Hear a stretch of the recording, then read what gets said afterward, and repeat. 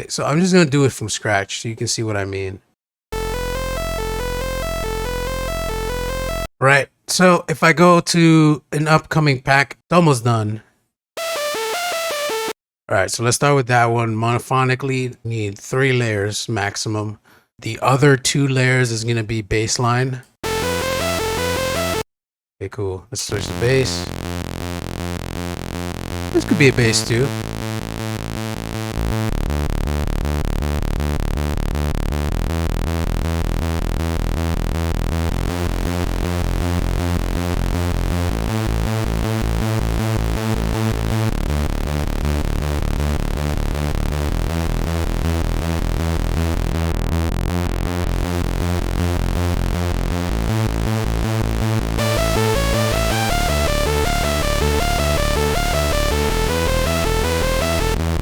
All right, cool. So let's add the support leads.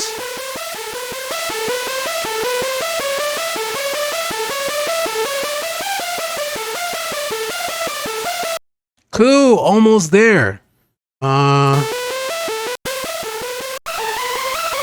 Yes, there we go.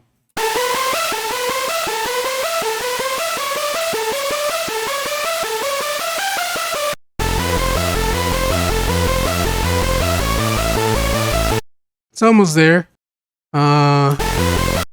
Really, it just comes down to how you sound design your leads. That's really like the bottom line. Everything else is like secondary, but all sounds like a wet fart.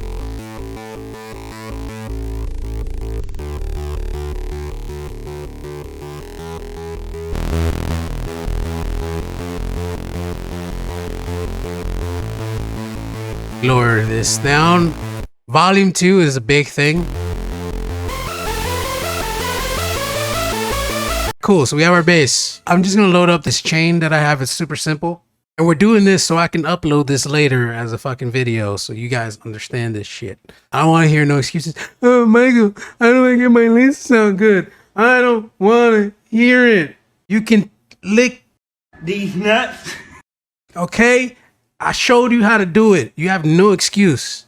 Right, so the first thing I gotta do is link up the P controller to the Pro R. I'm not gonna do it to Timeless because Timeless has a ducking feature already in there. A fat filter, if you're listening, if you ever watch this video, please do the same thing for the reverb. A ducking feature on this reverb would be so fucking dope. So.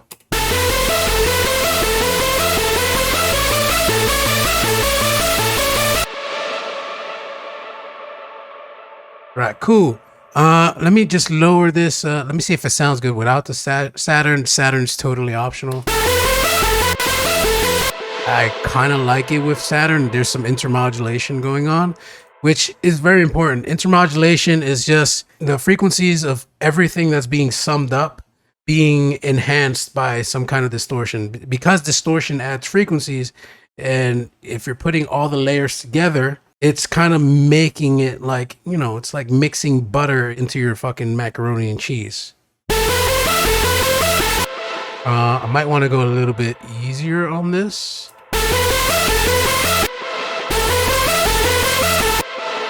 Bring those down. There's a bit of high end there. I don't think I really need much high end.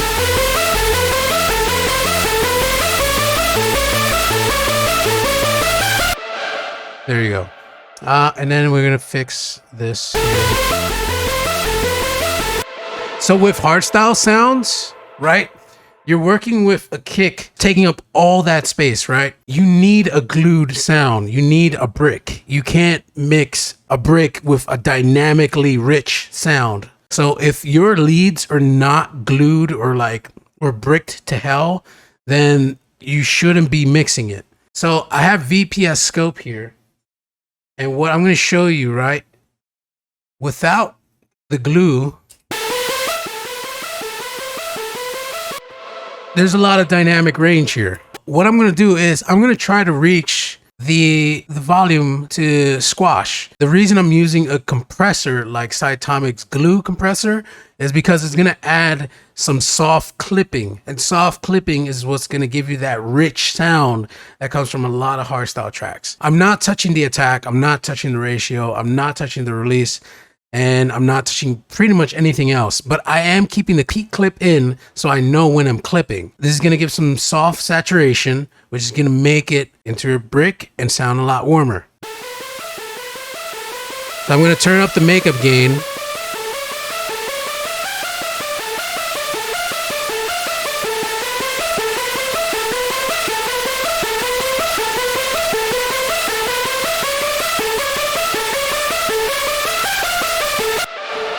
All right, so we're at like 13. I'm maybe flatline it at 13. That's pretty much fine. I'm gonna fix some of these notes. They're a little bit more stabby. I think I don't want them to be completely like long. Giggity. Cool. Now what we can do with that is lower the volume whenever you have the kick in. And it's gonna retain that sausage sound that's there. Is gonna be 100 times easier to mix with your kick because it's already a sausage. This is a pretty simple chain, you know. I'm just EQing, taking out some of the low notes in case there's anything I don't want in there. I've added a little bit more to the upper mids.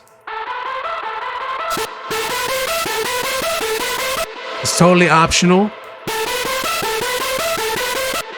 And I boosted up some of the lower mids so that when it runs into Saturn and the glue, there's a little bit more distortion happening.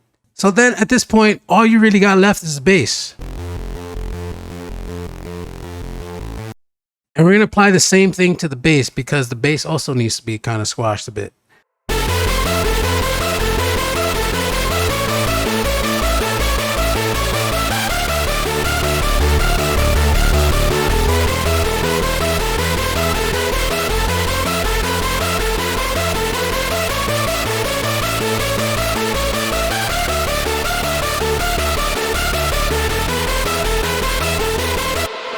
Okay, not bad.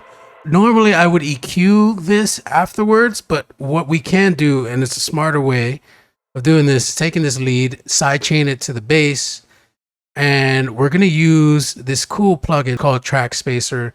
Load that baby in, then we're gonna route it, Hardstyle lead bus. Now right now it's doing everything, so we're just gonna cut it to where we need the lead to cut through the most. And then we're gonna lower the ratio because in this plugin, a little goes a long way.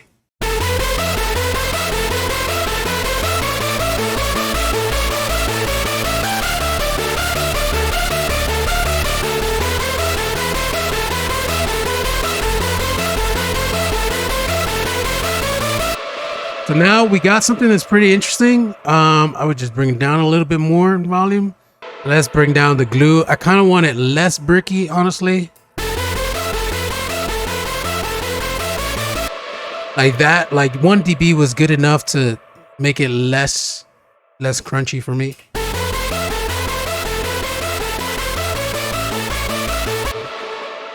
There you go. That's really all you need, man. There's not much. But now when you're using sounds like these, right, and you're using them for specific reasons, right?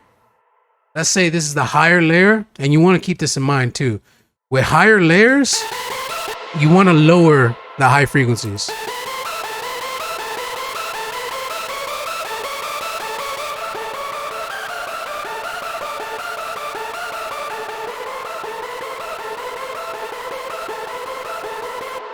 Because the main sound's going to take that. This has all the high frequencies you need. Literally, if you guys still fuck up on your leads after this, I don't know what to tell you. This is literally the technique. You don't have to go any further. You don't need 7 layers. You just need the right layers. You need the right sound, the right main sound. In this case, we have this.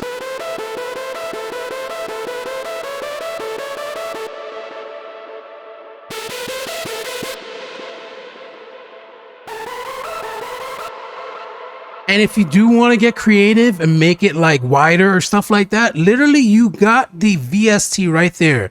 And one oscillator to the left and one to the right. Do the same for the other support sound. And make sure the sub is off for the support sounds. Like you don't want anything in the mono frequencies there. That's another important one. I don't want you forgetting that and then coming to me, Michael, why does it sound like shit? Because I forgot to mention that. And now, well, I mentioned it now, so.